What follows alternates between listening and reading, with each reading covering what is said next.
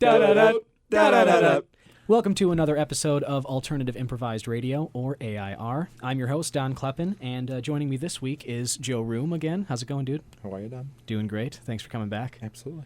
Patrick Perez sitting next to Joe. How's it going, buddy? Thank you for being so formal with me. Oh, it's my pleasure. Should I go, Patrick? Pat? What do we do here? It's already been done. Let's just move on. Should I Patrick you on the head? Yes. Or the back? I prefer the Patrick on the head. It's more formal. Yeah, I agree. We can keep that like that. Keep it formal. And then for the first time joining us this week is another Don Storm. Hey, thanks for having me. My pleasure. How's it going, dude? Oh, it's been very good. Married life is different. Yeah. It seems very, very big change, I would imagine. Slightly, yeah. Yeah, cool. But we all got some topics now. We're picked out. We're ready to rifle through these things. And that's how we're going to get started tonight. You guys ready to go? Absolutely. Rock and roll. Let's do it. Okay, excellent. We're going to kick off another episode of AIR.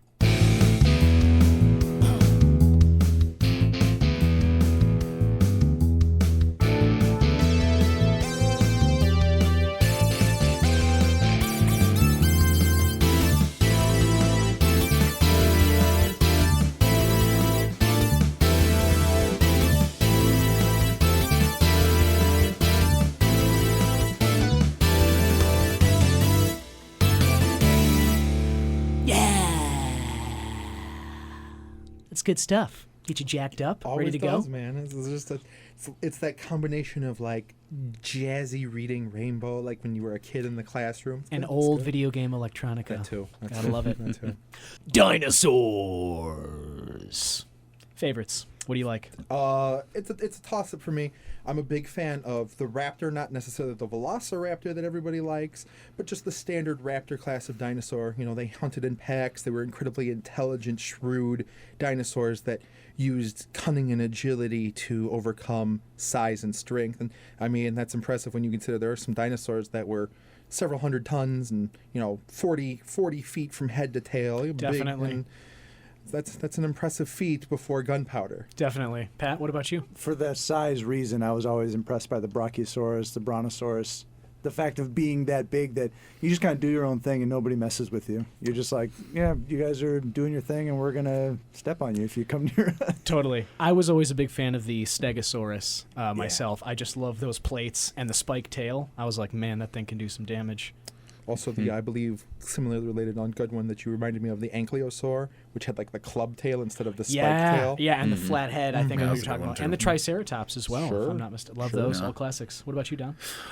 Me personally, I do like the raptor as well, but at the same time, T-Rex is, they call him the god of dinosaurs, the king of dinosaurs, of his time. Like, the only thing is that there is a theory out there that suggests that the T-Rex was, instead of a, predator, like an actual hunter, it was more of a scavenger, which I think kind of seems more logical when you think about the frame of the dinosaur itself. I mean, it's so big, but yet you got these tiny little arms. What are you going to do with those things? Well, I mean, if it breaks a leg, Manicure. it's certainly not going to push itself up. No. I mean, it can't. So, I mean, basically, what could it have done other than maybe have vulture-like nostrils where it could smell dead meat from how many miles away? Sure. Oh, there you are. Okay, and then just slowly walk up to it.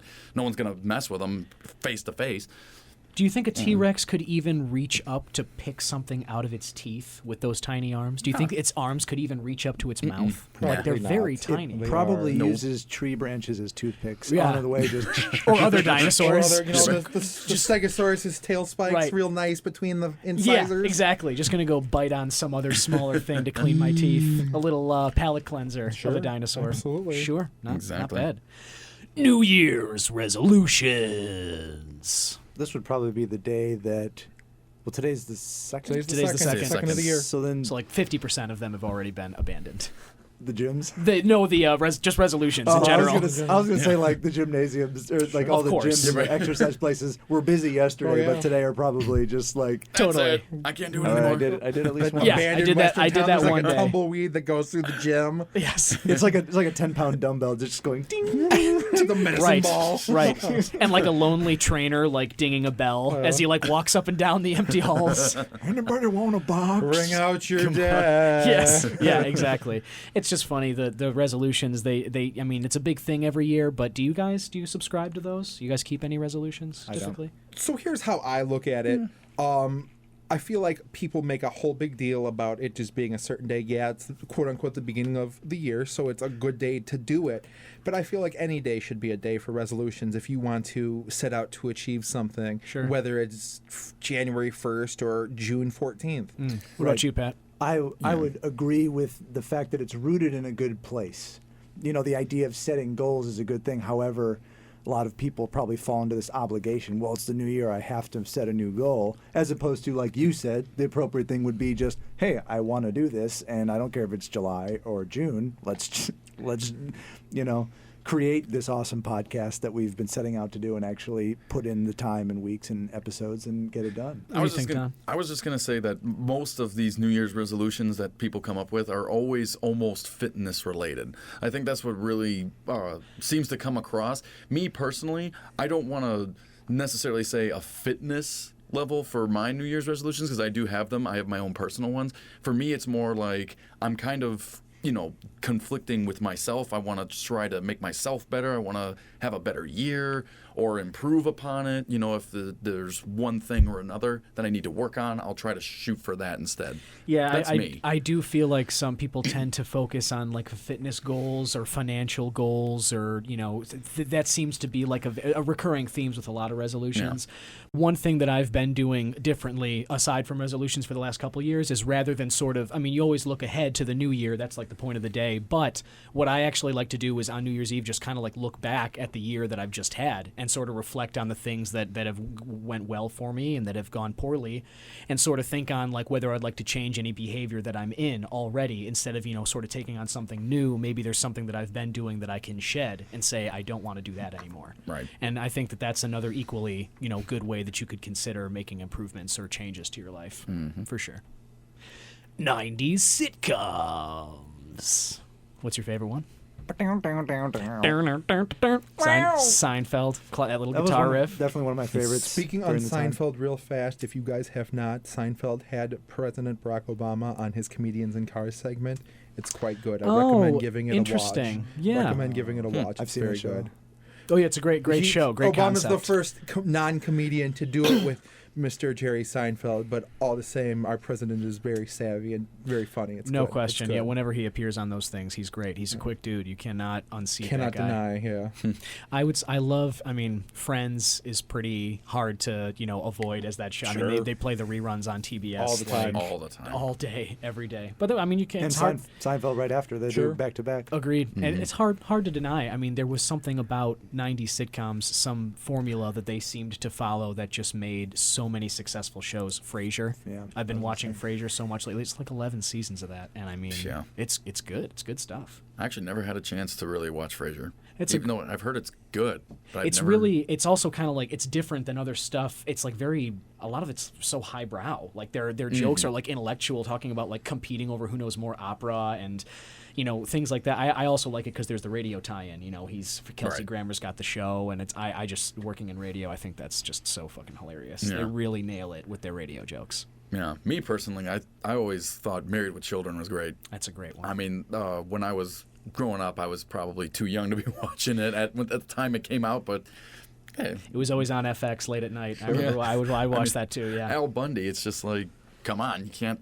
How can you not? So funny. How can you not talk about Polk High? Oh, yeah. It's true, and I guess it's not as close to a sitcom as what you've mentioned, but we could also bring up The Simpsons. Oh, yeah, of course. Definitely an animated sitcom if I've ever seen one, and that show is still going. 27 or 28 seasons 26, now. 26, I think, or something like that. It's close, yeah, it's right up there. It's bonkers, and they're still doing it. Hank Azaria, Yeardley Smith. Though interestingly enough, I think The Simpsons kind of follow that same formula agree, though. that the Absolutely. sitcoms do. It's just that they do it with an animated. They do it with a timeless cast, which is nice. Mm-hmm. They've definitely lost some of their charm, I would say, in the last 10 years. But Pretty much all of it. there's a few episodes in between like seasons 3 and 8, somewhere in there. There's like a good handful of episodes that I was almost like tearing up at the story some writing. really funny ones there. Really peaked in that time, and it's fun. Well, but brilliant. tearing up out of laughter, but also tearing up out of like a genuinely true emotional moment. connection. Hitting that real moment that in some ways Family Guy never really hits that moment, and as one of the major differences, it's a different type of funny. True. Yeah. And I would say the way you describe that poignancy, you can also find it in Futurama, and of course the common trend between Futurama and The Simpsons is Matt Groening. And I don't know if you gentlemen are big Futurama, but there's some real tearjerkers in Futurama's Futurama. excellent. Yeah. And Futurama's got some good I ones. think it's their, The one with his dog, with his frozen dog. That's the probably frozen the biggest one that I dog. Oh think my of. God, I'm choking up thinking about Seymour. I would also bring up Home Improvement. That's a show I haven't thought of in a long Yeah. time. But Him, the man, Tool Man? that Actually, was... You know for what? me, college. When I was in college, they would rerun it. And that was when I really caught up on that show. And I'll tell Yeah. I'll tell you what, I was funny. I was watching Lion King with my little nephew earlier today, and I forgot that Jonathan Taylor Thomas was the voice of young Simba. I was like, Yep. oh my God. And Matthew Broderick as adolescent Simba. Yeah, right. Yeah. Banging that knob. Oh, totally. Totally. Giving them the bedroom eyes while He was- Timon and Pumbaa are singing the Yeah. Circle of Life or whatever. Yeah, right. Yeah, there it is. He was busy eating them slugs, chilling, and she came along and really just worked his world. Yeah, hey, she's all like, are you going to use protection? And he's like, Hakuna Matata, baby. Yeah. Optimism. How do you stay positive? Stay on the bright side of life. Stay Stay on the bright side of life. Yeah. That's from That's about as good as you Monty can. Yeah, Python. well, Oh, okay. It was just making me happy. So, I mean, I was like, that's a good start. Good little song there, Yeah. a little ditty. That's what These are Little ditty positivity about is. Jack Three and guy- Diane, two three kids living in the heartland. 3 guys who are in the chains about to be decapitated, and they're just like, gotta stay on the bright side of life. I'll have to check that out. But like, it's winter, it's Chicago. Like, how do you try and sort of chase away the blues on these days when it's like so easy to feel down? Just keep going. I mean, you know, Guys, I'm asking for help here. I need a reason to live. I got one for you. But like, are there any little activities you guys do, or just like stuff that you do throughout your day? You know, honestly, this past year or so, I've been managing my stress levels. Even though I'm from Chicago, I live in LA right now. But the last year, I've just been kind of trying to channel my inner stress levels, like trying to hone in on them. And even if it's just like taking a few minutes to just take deep breaths and just like be blank-minded for a while. You do like forms of meditation actually do work. You'd be surprised. It just seems to wash away the negative, spores that could be near you, and you just kind of pick yourself up. I don't know. Just seems to help a little bit. I would agree with that. Definitely, I have found there's a couple different special ways you can breathe. The whole quote unquote in with the good, out with the bad. There's ways you can kind of recenter yourself and kind of melt away some of the anxiety and stress that you might have. They say you should breathe in for 4 seconds, hold your breath for 5 seconds, exhale for 6 seconds. That's a nice way to. And it not only does mathematically break it that down. slows your heart rate. It's the good amount of oxygen. And by the way, you should breathe in through your nose and out through your mouth. Yeah, right. I also would have to say, I think for positivity, sex is a huge part of it. Absolutely. As you as an adult and everything, I would have to argue that sex is such a huge part of any healthy human's existence. And so like depending on what your sex life is at, it's very easy to pile on that depression. Like I was saying, being like a single guy in the winter is The worst. it's not easy. Yeah, it's not easy some nights. Netflix and chilling with myself over here most weeknights. Netflix and chilling with your hand, you mean? Yeah, both of them because sometimes you get a little tired. To kind of comment on that, though, I can see where it could do the opposite as well, though. It just depends on what the circumstances and what is really happening, because you can be in a real nasty, rage-filled funk, and you could just be using sex as like a method to try and wipe it clean, but you're really not wiping it clean. You know what I'm saying? So it's Can't like, anger bang all the time. right. I think that ultimately it's just it kind of depends on the meaning of the action. Sex can be helpful, but at the same time it can also be harmful. Yeah, good point. I was going to say I think it's like it's a necessity. It's a primal need of humanity, just Right. like drinking enough water, getting enough sleep, eating enough food. Sex is on that list. Sure. And so I think I was just thinking, like, biologically, if you're not, it can be, it can affect you that way. Absolutely, it certainly can be. Also depends on how your brain's wired. Yeah, with the serotonin and the dopamine. Sorry. Yeah. So, well, no, I mean, That's right, because like for some people, they just don't. Like when you're in a relationship where usually the biggest issue in relationships that cause breakups that when I was reading, in times of reading about relationships, the biggest one I see is the difference in sexual drive. Yeah. So when one guy or girl, either one, has a higher and the other one has a lower, that causes the conflict because there's one that wants and one that doesn't want, and they can't. That's hardwired into your biology because of, like you said, serotonin. Didn't you? I think we mentioned this one time before. Didn't you bring up like animals that coincide with that? You said like rabbits. There's like a rabbit breakdown of the sex drive and like versus like bulls or bears or something. It's and in like the rabbit. Kama Sutra. That's what it is. Okay. There's 3 categories. It escapes me at the moment, but there is like. But you're saying they should match up. That's the advice, the bull right? and the mare. And if bulls should be with bulls, mares with mares, and rabbits with rabbits. If it's not the correct animals, but they should match up. I get the allegory. Yeah. Birds and fish, they're not supposed to be, it's just not healthy. They can anger bang each other a little bit, but it's not going to be a long, healthy relationship. The fish is going to drown, and the bird's going to drown, and the fish is not going to know what's going on because his brain's too small. So. Yeah, totally. And endorphins, you can even say. Like the endorphins that are released when you're having sex. It's the same thing when you're working out. If you're on the bench and you're just pumping iron, it's like you're releasing endorphins. It's like I'm coming and I feel better. And then you just jizz on the bench. Yeah, it's just like I go home and get my wife. I'm coming. I'm coming every time. Thank you. I can't do Arnold. It's not my thing. Stop it. Cauliflower. 2016. It's a new year. It's a new year, gentlemen. Welcome to the new year. January 2nd. There's I know there's some definite things I'm looking forward to this year when I just think about movies and technology and games. Anything that comes up to you guys that you're looking forward to 2016? Absolutely. Captain America, right? Captain America, Civil War, certainly. That was the first thing I was going to say. Sure. Civil War. Movie-wise, that'll be fun. Movie-wise, I know, and Deadpool.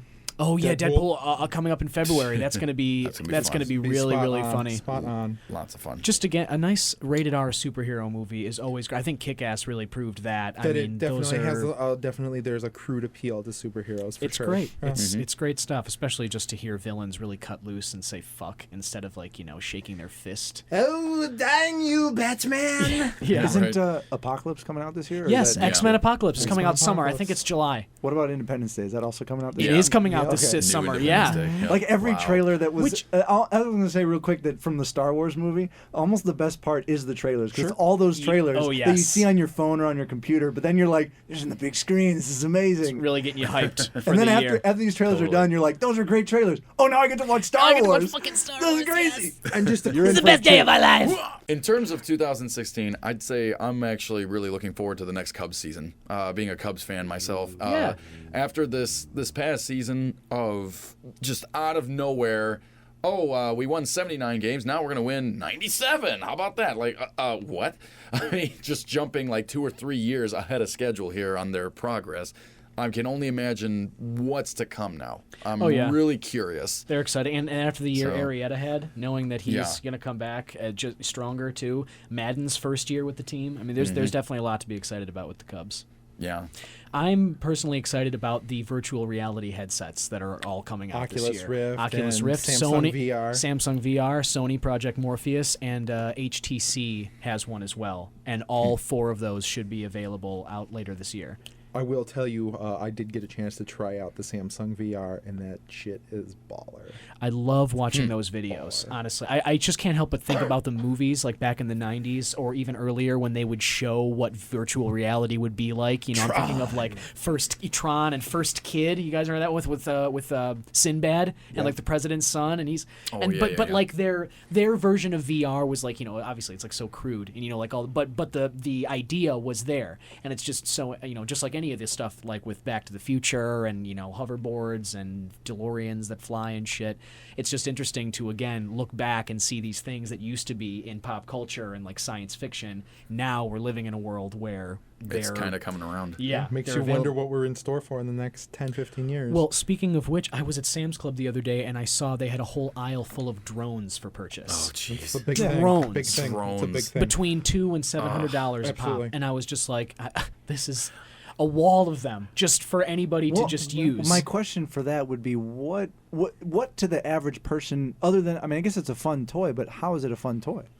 Just the novelty of it's basically like a remote control helicopter, but the next step up. Yeah, really. but so you just take flying pictures of stuff? Are you Or looking video, for more I of a suppose. practical Or video, yeah. explanation? Primarily video, I think. Yeah. The more serious drones are used for surveillance as well as security purposes.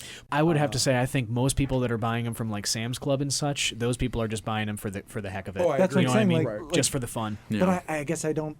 Me personally, Don't see the I appeal? I don't share the appeal for that because I wouldn't. I'd fly it up and I'd be like, that was fun. Well, you're But then into after photography, though. Yes, apparently some of these drones can take amazing pictures, and especially from those vantage points with big groups of people, you can get some really incredible shots. And I think some people would Yeah. probably also be intrigued by that. I was gonna ask you, Pat. Have you ever like fired a rocket before? Like, have you ever like made a Like a model rocket like kit, a model right? rocket and launch it? Because I'll tell you, I've done it a few times back in junior high, and it was actually a lot of fun. Just watching that thing go straight up in the air, and you're like, oh, there's a little pilot, he's flying out. Oh, I'm gonna go catch him. It's actually a lot of fun. So I mean, I can see where the excitement from a drone actually could come from, where it just it's like a helicopter on like 4 sides or whatever, and you just fly it around. yeah. Have you seen those ones that they're like smart drones and you can like program to follow you, like skiers use them? Yeah. That is amazing. Yeah, you don't even need. Yeah, there's that one, and they're like waterproof Yeah, too. then You just they're- toss them in the yeah. water, and it Yeah, comes right out of yeah, there, and it's absolutely. like it's in like follow mode. Yeah, it and just kind of hovers follows, behind and you can tell it to like circle around you or follow you, and amazing. It's insane, and they've got Amazing. like a lot of them. I know have like between 2 and like 3 or 4 hour battery lives, so you can. I think it's more like 20, 25 minute. I don't know if they have that long of a battery. 2.5 hours. Really? Some of these at Sam's Club No had, yeah, kidding. like the $700 ones. You'd hook it up to your phone, and with a full charge, your phone goes into this like airplane mode. You can't do anything else with it. You can't make or receive calls or Right, texts. it's essentially just a battery Yeah, pack. but like when your phone is fully charged and the drone is too, it's like 2.5 hours that you can fly that thing around. That's awesome. Yeah, it's pretty Wow. serious. That's the real deal. Oh, maybe that's a new investment. Maybe Something to look into. Yeah. Maybe maybe you've swayed my attention to the drone world. save up a little You were a bit. little bit skeptical coming into this conversation, would- weren't you? Would That's you me. name your drone? Would you give it a cute name? Biscuits. Well, I don't know. Like, Stork. yeah, exactly. Foxy. I think we've droned on about this long enough. I like your pun. That was clever. I think that's going to wrap it up for us this week. Joe, thanks again for coming in. Thanks for having me, buddy. Always appreciate it. Patrick, Absolutely. you as well. Always a pleasure. And Don Storm, I hope you can come back again sometime. This was fun. Yeah, definitely. I live 2,000 miles away, but hey, I'll find a way. It's just a short hop, Yeah. over, just across the country. Swim. Skip that, rock over there. Yeah, come back again. But I'm Don Kleppen, and as always, you can tweet us at Alt Improv Radio. Just suggestions for topics. We'd love to hear them and work them into our next episode. So we'll be back again next week. Until then, thanks so much for listening.